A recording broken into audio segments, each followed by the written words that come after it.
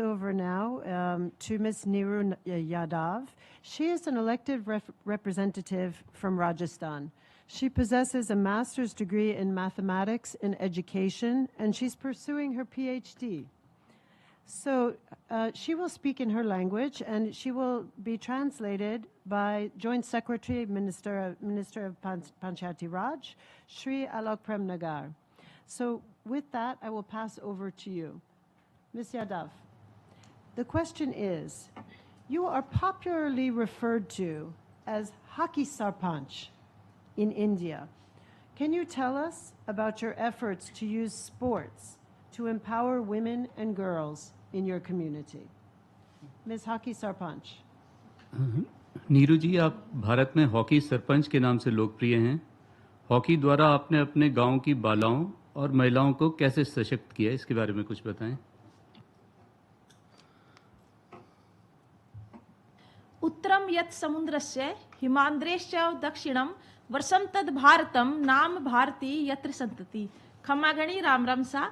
मैं नीरू यादव, हॉकी वाली सरपंच ग्राम सहड, कानसिंहपुरा और लांबी अहीर 3 गांवों की 2020 में सरपंच निर्वाचित हुई।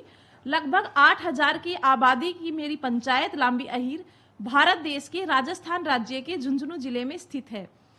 भारत दुनिया का एकमात्र ऐसा देश है जहां हम महिलाओं को सामाजिक नेतृत्व विरासत में मिलता है, क्योंकि भारत में परिवार को संयुक्त रखने में हम महिलाएं अपनी महत्वपूर्ण भूमिका निभाती हैं। इस मंच के माध्यम से सर्वप्रथम मैं अपने देश के यशस्वी प्रधानमंत्री नरेंद्र मोदी जी को धन्यवाद देती हूं कि उन्होंने लोकसभा और विधानसभा में हमारे नेतृत्व को मजबूत करने के लिए नारी शक्ति वंदन अधिनियम बिल पारित किया। अक्सर लोग गांव से शहर की ओर जाते हैं, लेकिन मैं शहर से गांव में आई थी और गांव में आने के बाद मैंने लड़कियों और महिलाओं की जीवन शैली को देखा और ये महसूस किया कि गांव के अंदर प्रतिभाओं की कोई कमी नहीं है। बस आवश्यकता है तो उन प्रतिभाओं को एक उचित वातावरण और एक सही दिशा देने की। इसलिए मैंने अपने गांव की प्रतिभाओं को सही दिशा और उचित वातावरण देने के लिए अपनी पंचायत में एक खेल का मैदान तैयार करवाया और अपनी पंचायत में हॉकी की लड़कियों की टीम तैयार की और उन प्रतिभाओं को घरों से निकालकर खेल मैदान पर लाई, ताकि वो अपने खेल के क्षेत्र के अंदर अपना करियर बना सके और खुद को सशक्त कर सके। जब हम पंचायत स्तर पर अपनी प्रतिभाओं को निखारेंगे और उन्हें एक उचित दिशा देंगे और एक उचित वातावरण देंगे, तो निश्चित तौर पर उनके अंदर एक कॉन्फिडेंस और लीडरशिप की क्वालिटी डेवलप होगी। मेरे इन सभी प्रयासों को करते हुए मुझे काफी सारी चुनौतियों का सामना करना पड़ा।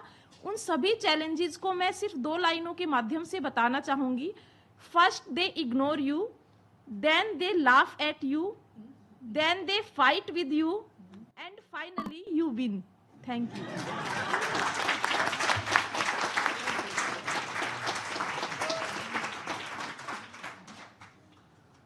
The last sentence in English, it pretty much captures the whole essence of what she